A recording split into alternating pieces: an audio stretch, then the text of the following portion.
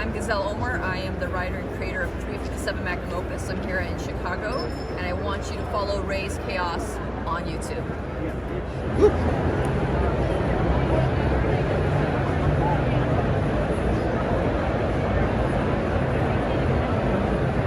And welcome back, everybody. My name is Raze Chaos. You've made it back to my channel, and oh, looky here. What do we have? We have yet another. We've got another Watchmen figure. Yeah, if you are unaware, Raze did Dr. Manhattan not long ago. He's got Silk Spectre now. If you don't think he's not going after all the Watchmen pops that they've been putting out lately, you're absolutely insane. Partially because Raze has not had the chance to really talk about the Watchmen, and he absolutely, it's one of his all-time favorites. I think it's one of the best possible. It's flat out a masterpiece as far as comic books go. Comic book series. Big fan of the original miniseries, and all the lore that comes behind it. So, you're getting more. You should have guessed when you saw that Dr. Manhattan video that you were going to get more Watchmen. And Raze is once again here with the second Silk Spectre. These are from the movie. And if you know Raze, you know, as much of a fan as Raze is of the Watchmen, he's not a fan of the movie at all. So, yeah, it makes it weird getting clips of this stuff because Raze, like I said, not a big fan. However, when he will grab what he needs, and hopefully make something very interesting. As far as the order in which these are coming out, Raze is not doing these in the order that they came out. He's doing them in the order in which he got them.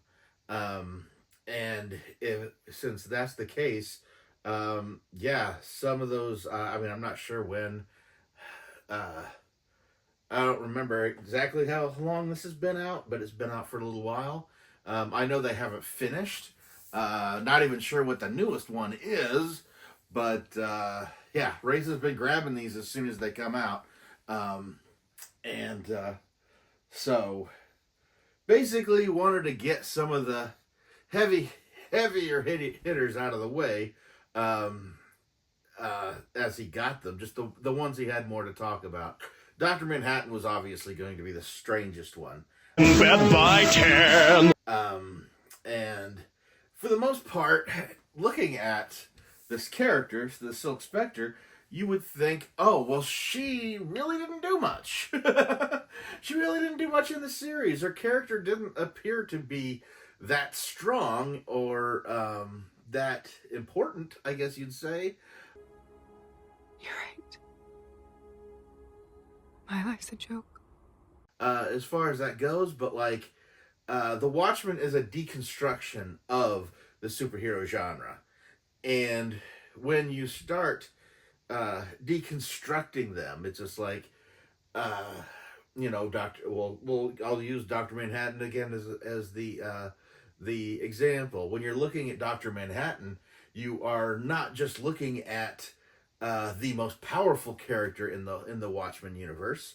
You're looking at a being that has been transformed far beyond imagination. He's the only one with superpowers, and he's basically being slowly turning into accepting the fact that he's a god. He's become completely detached. So the humanity in him is almost completely removed from his consciousness that he pretty much is just consciousness. But at this point, he really doesn't see a point because he lives all time at once. Everything's happening. There's no surprising him. And, it's just too trying to give you an example of what kind of life that could be for somebody who is that detached from everything. That's really the emphasis of Dr. Manhattan right there. So in along the same lines, deconstructing the Silk Spectre, again, you're going into an area of comic book history that Alan Moore very, very brilliantly weaved into this story, and there is a lot of nuance to this. There's a lot of getting it right.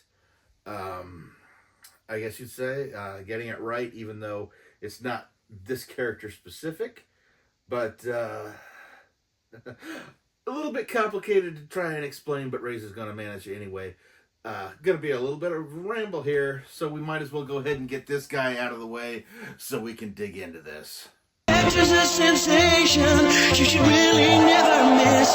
So, Silk Spectre, like all the other Watchmen characters, created basically for the Watchmen series by Alan Moore and Dave Gibbons, and like the other characters that Alan Moore used for the Watchmen, originally they were going to use the Carlton characters, but then DC decided to say no, which as I pointed out, you could see a couple of influences with Dr. Manhattan, which, if you go with just the Carlton influence, you just get Captain Atom.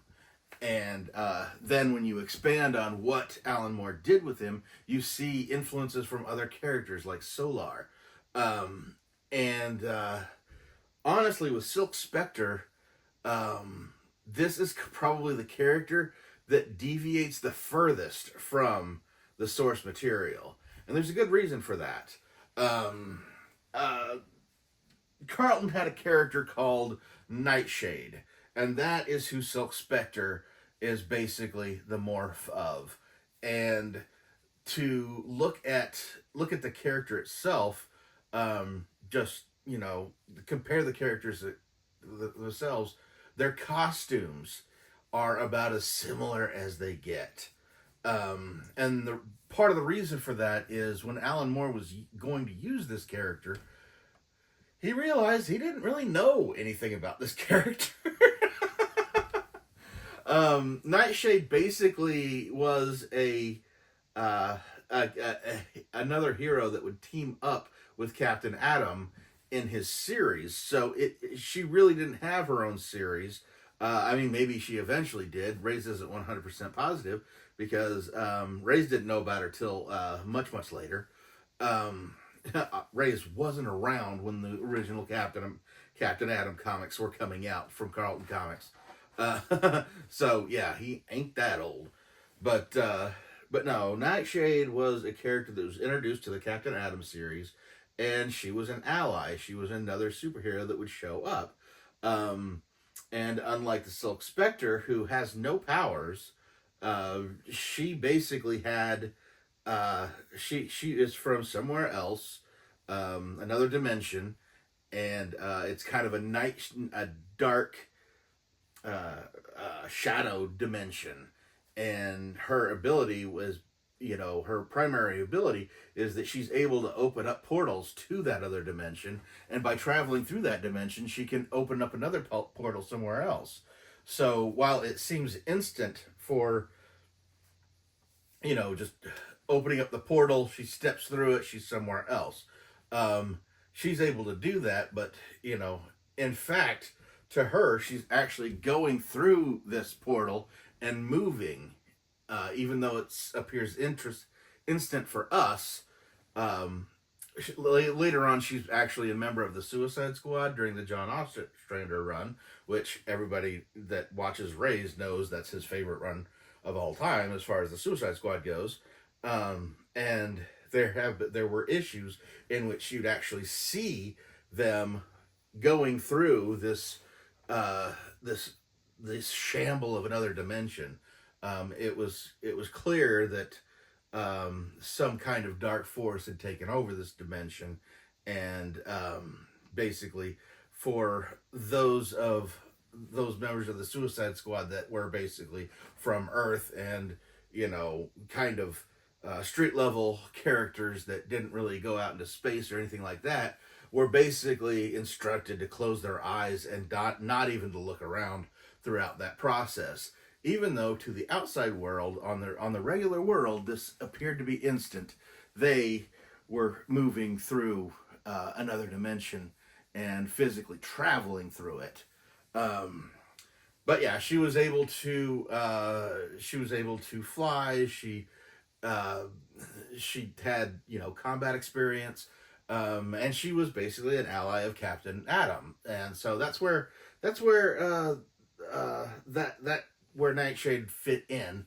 Don't want to go into too much, but in later versions of her, and I don't know how much they've held to this or not, but they actually linked Eve Eden, which is Nightshade, to the Enchantress.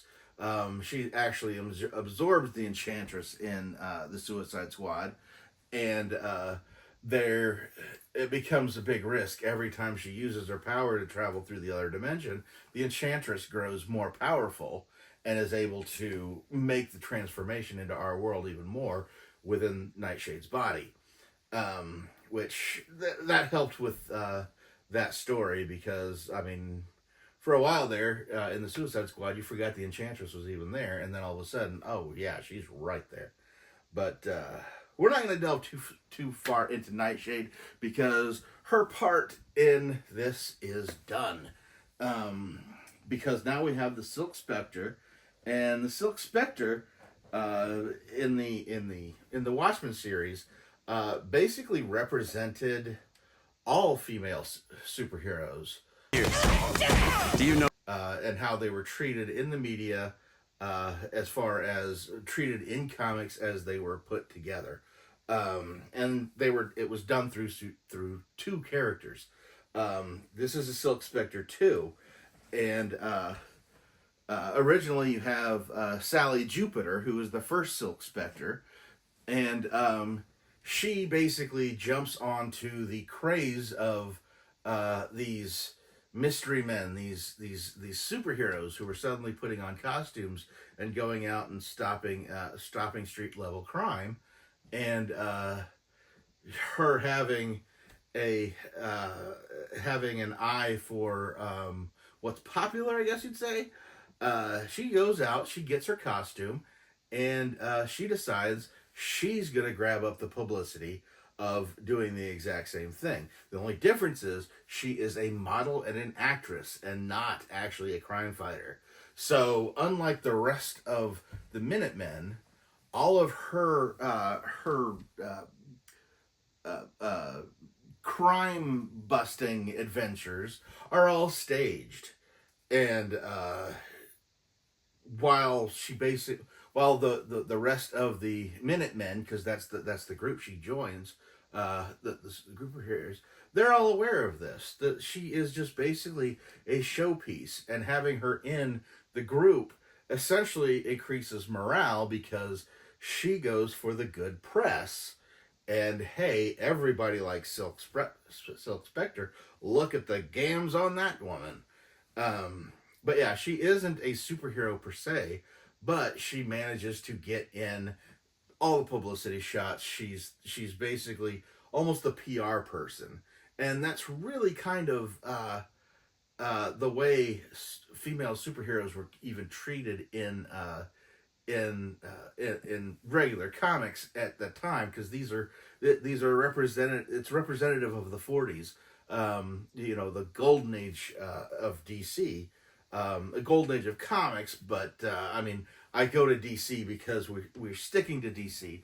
But yeah, at one point, even when Wonder Woman was chairman of the Justice Society, she still brought cookies to the Justice Society meetings, and that's kind of where super heroines were kind of left for the most part. I mean, Wonder Woman's character was always really strong, because the creator of that did not want a woman who, she wanted Wonder Woman to be Superman's equal. He wanted to be the female version of Superman, to show how capable women could be, because he was a very, very feminist, very much a feminist, way before feminist was even a term. So, if anything, he had kind of a inferiority complex towards women, to be perfectly honest. And that's a long and very, very interesting story when it gets to Wonder Woman. So in utilizing the characters, you had we'll say the original Batwoman. The original Batwoman was created because of the Frederick Wertham seduction of the innocent, and how comic books are corrupting children and making them gay. And so Batwoman was specifically created to be Batman's love interest. You had to have that. They even had a Batgirl. And so having Batman, Batwoman, Batgirl, but with a hyphen, this isn't Barbara Gordon, this is Betty Kane. And then Robin, you had the pseudo family. And so, yeah, you had the family of four, the husband, the wife, the daughter, and the son. Even though that's not the relationship they had, because, basically Robin got to flirt with Batgirl, and Batwoman was always flirting with Batman. But that was the entire purpose of them being created. And that very limited them. Where Batman had his utility belt, Batwoman had her utility purse. And when I say utility purse, I mean she would pull things out, and the gadgets that she would use would be designed to look like cosmetic products. She'd have her little compact that opened up that was a communicator, like a little laser that was a lipstick. It was just like everything was really, really geared towards a very specific, wasn't really the way that you would imagine being practical as far as actually trying to fight crime. So that didn't really make a whole lot of sense. But women at the time really didn't. You have the story of Supergirl coming down to Earth, and Superman meeting up with his cousin from he thought he was the last of his kind, and now he's got Supergirl, and you would think that having his cousin come down, who's much younger, what are we going to do with her? Most obvious thing in Raze's mind is, let's have her stay at the Kent farm, be the long lost cousin, whatever, since they were just pulling that out, just the long lost cousin, and then she's going to stay with him. Oh, we can't do that. Let's put a brown wig on her, send her to a girls' school, where she can learn about being a human, and and never use her powers. She needed to be Superman's secret weapon, even though this is a girl who'd been existing long before she actually crash landed on Earth. She has memories of Krypton. She technically, in certain continuities, she's actually Superman's older cousin, but due to the suspended animation in the rocket ships, by the time she comes to Earth, he's much older, and she's not there to perform the,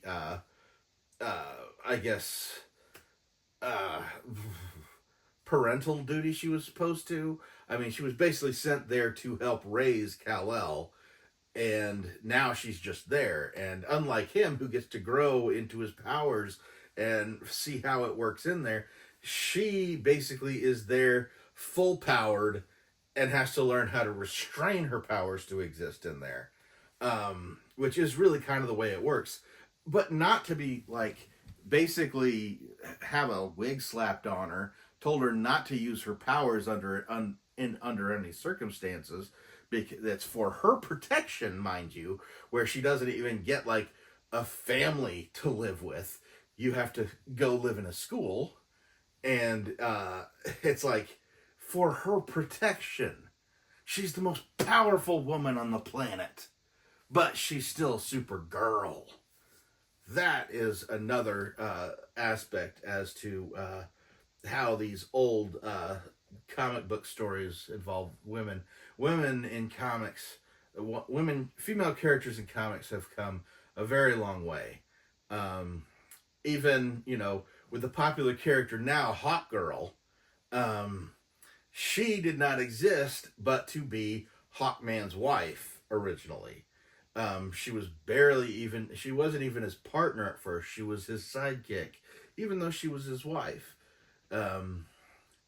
It wasn't until like much later in the Marvel universe where you started to see things go a little bit differently. But even then, you had the Fantastic Four, where you had Mr. Fantastic and Invisible Girl. They didn't drop the Invisible Girl off of her name until she became a mother, till way after she'd married Reed Richards and had Franklin.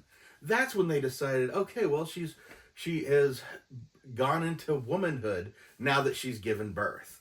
And yeah, when the big problem there is you had a lot of female characters being written by a lot of men, and a lot of these men didn't date much or really have very strong connections with females. So that's why it really kind of stayed kind of a boys club for a long time.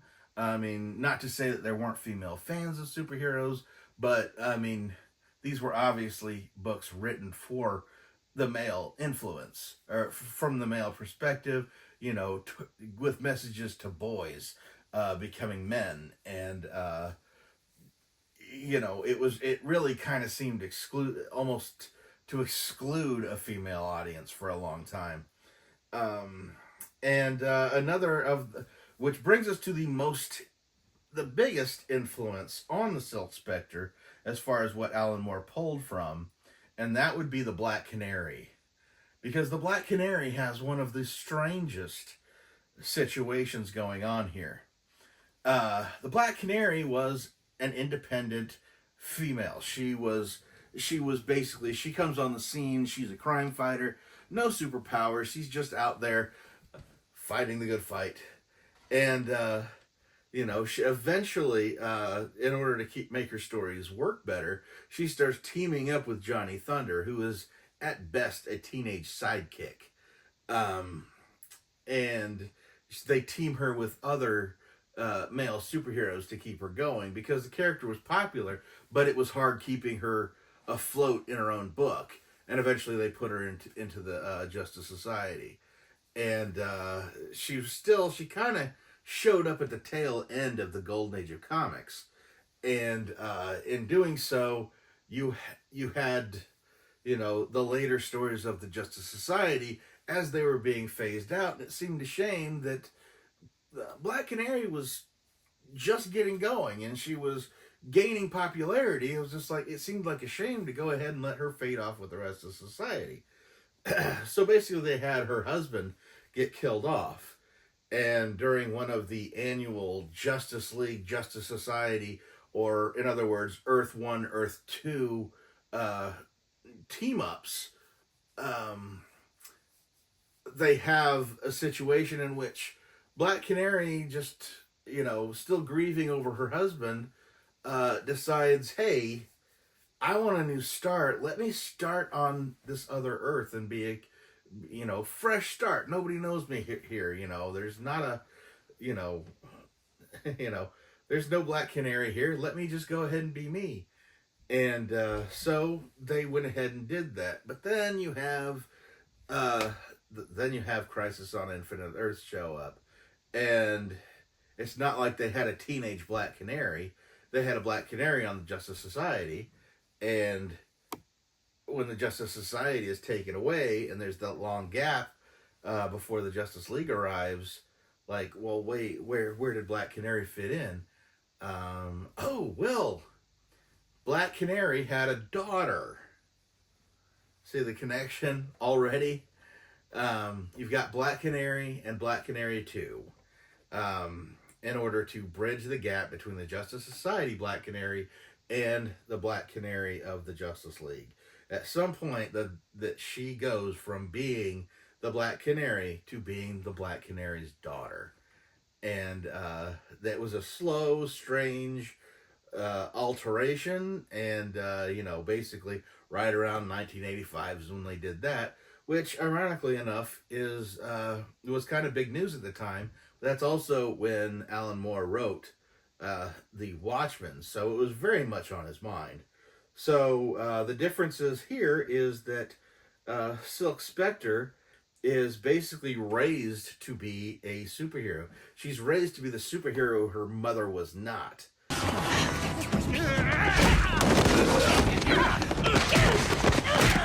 And so she's raised learning martial arts, and she is not going to be, the eye candy. She's going to be a hero in her own right.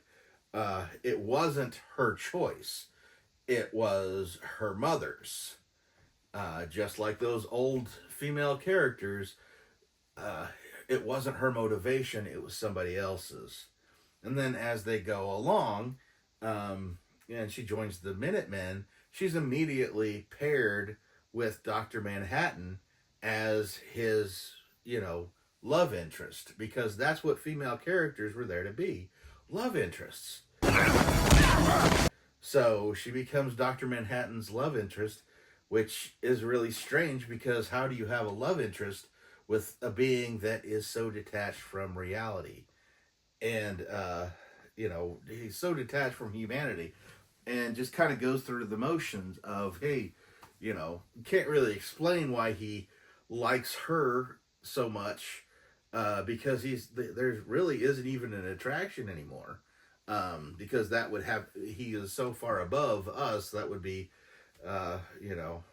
he has no interest in, and they show this in the book, that he really, even while they're having an intimate moment, she realizes he's also in his laboratory working on something at the same time, because he can split himself in that way. And it's just like, is there anything, is there any point of this? I'm done. And it really gets complicated. Her entire life is completely controlled by everything around her. She lives in the government compound, while she's, forced into retirement by the Keene Act. Like the rest of the characters, she's allowed to remain somewhat active as long as she stays with Dr. Manhattan, because Dr. Manhattan and the comedian are both government agents at this point and are allowed to remain active. Obviously getting missions, that kind of thing, but they work for the government. So in essence, she's allowed to do that, not because she wants to, but just because she can, because everything around her is controlling what she is. And the moments that she does get to react, when she gets older and she reads the original Night Owl's book, which talks about how the comedian had taken advantage, or had attempted to assault her mother. It's like she's like, this is something that I can do. This is what I want to do. I want to be mad at this person because of that.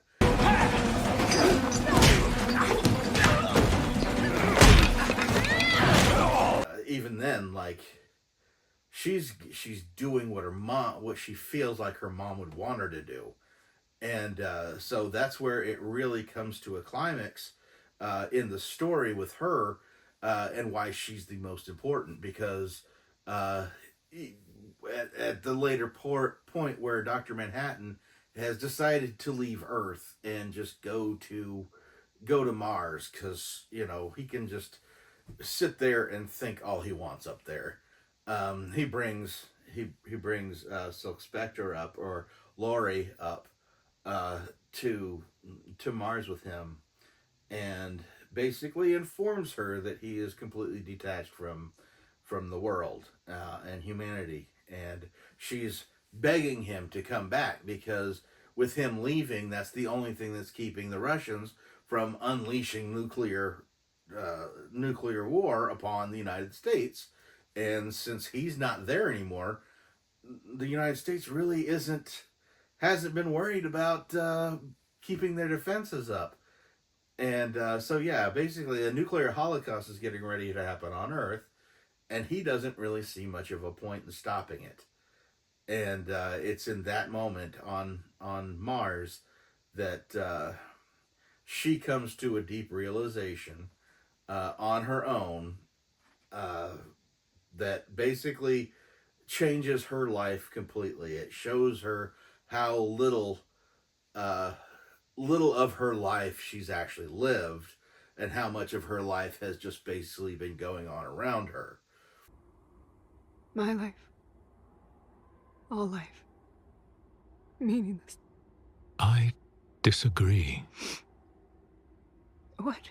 Don't want to get into it too much because even though honestly doing it, I don't think it really spoils anything, because essentially you pretty much have to read the Watchmen twice to even begin to start understanding the complex connections and story building of it, and really understanding the characters. The news overseas has everyone a little tense.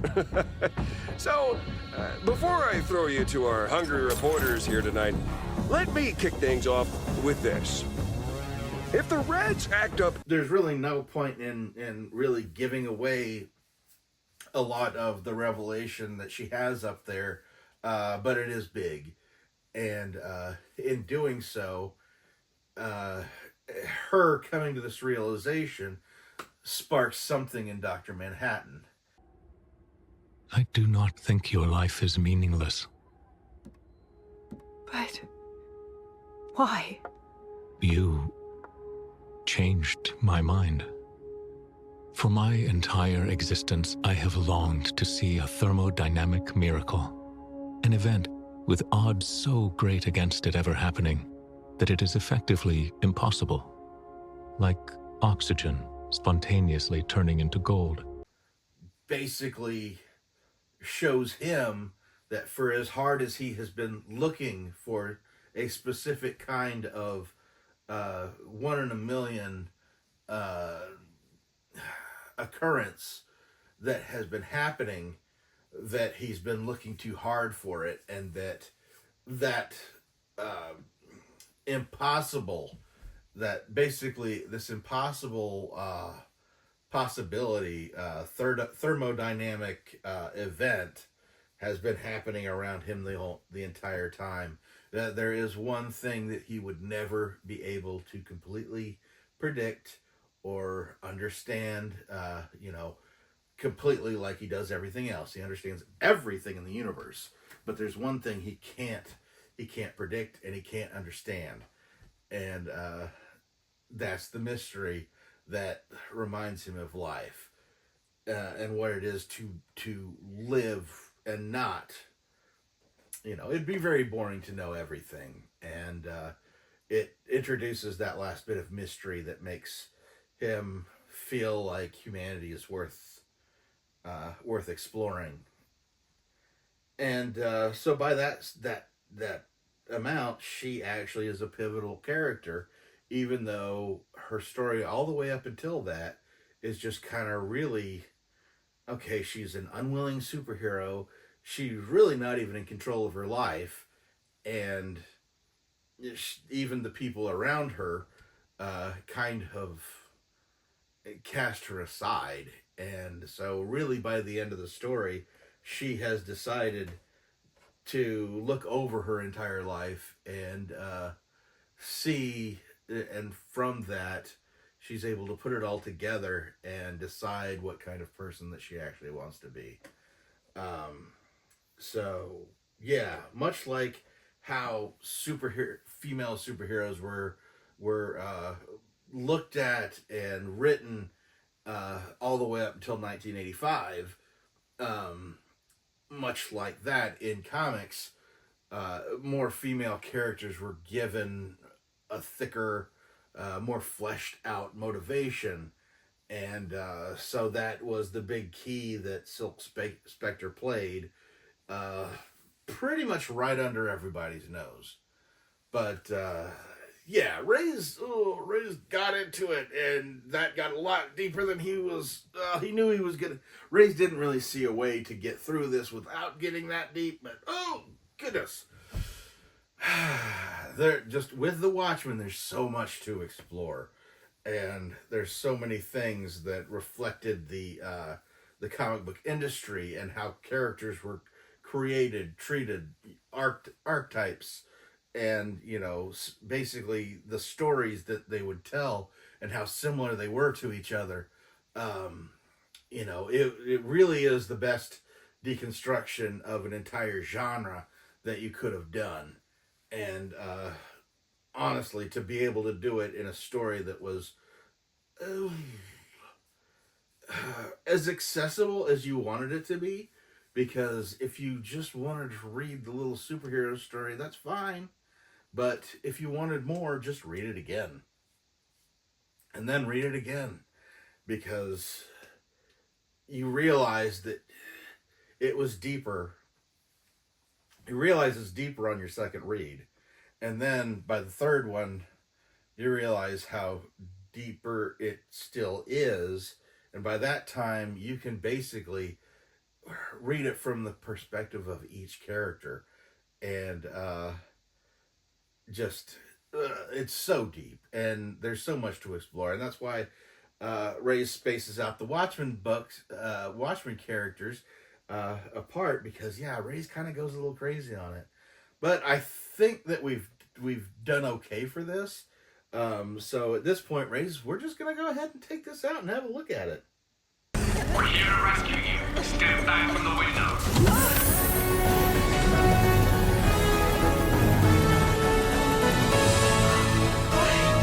Madre de Dios! Mother of God is right.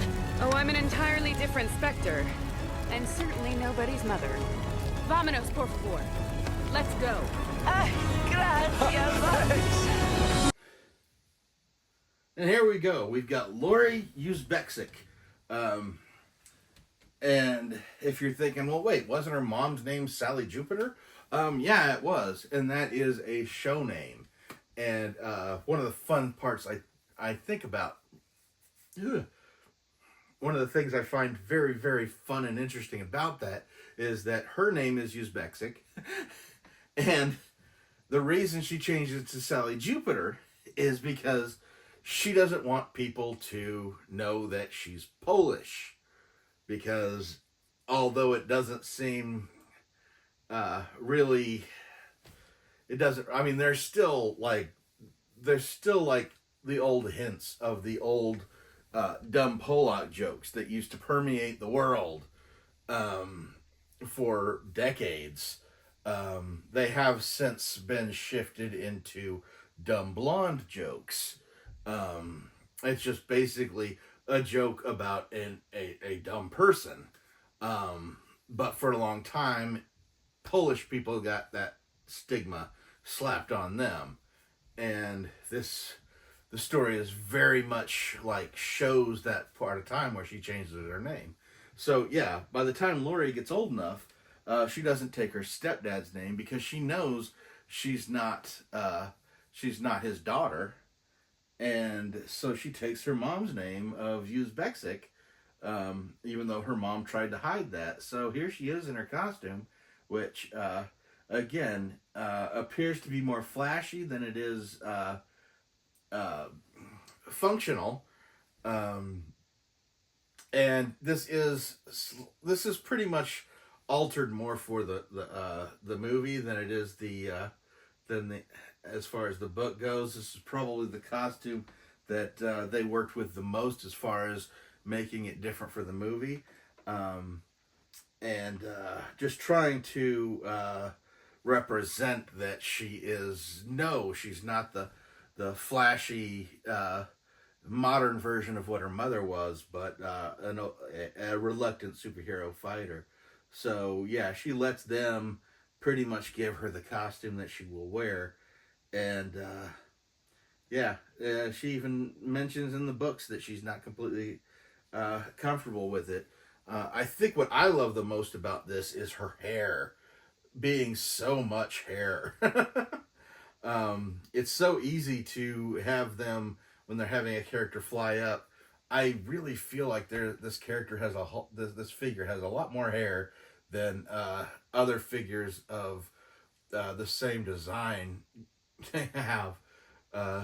It's really kind of surprising, I guess you'd say. But it is a great representation of this character.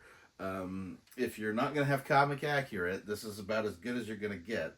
But goes brilliantly with Raze's little subsection of Watchmen for his DC collection, which you know he is absolutely enthralled with. And just happy to have this. Happy to add more Watchmen to the collection, and we'll continue to do so. But Raze knows that the Watchmen video is obviously going to end up taking much more time than any regular video, and the editing of this is probably why this is most likely not going to go up today, but probably tomorrow, because Raze is probably not going to get this edited in time, because Raze is going to cut out a lot of Raze has to cut off some of the tirades he went on, and probably won't mention near as many characters as in the final product as he does in his full-on rant, because who knows how long this video actually is. You guys get to see the trimmed down version. You think Raze is long-winded? You ain't seen the unedited versions where he just goes. Oh God, how embarrassing. But Raze wants to hear from you at this point. Asking again if you're a fan of the Watchmen, or if or how deep do you actually read into the Watchmen story? Again, it's one of those that always bears revisiting. Did Raze just open your eyes to the depth of how deep this character actually ended up going, as opposed to just the almost shallow character that appears to be in the book? And that's the beautiful thing about the Watchmen, is that there are no shallow characters really. But let me know in the comments down below, because Raze is already itching to have another look at the books and reread the Watchmen, which Raze does every year, maybe every other year. Raze will revisit it because it's just such a nice warm pool to revisit.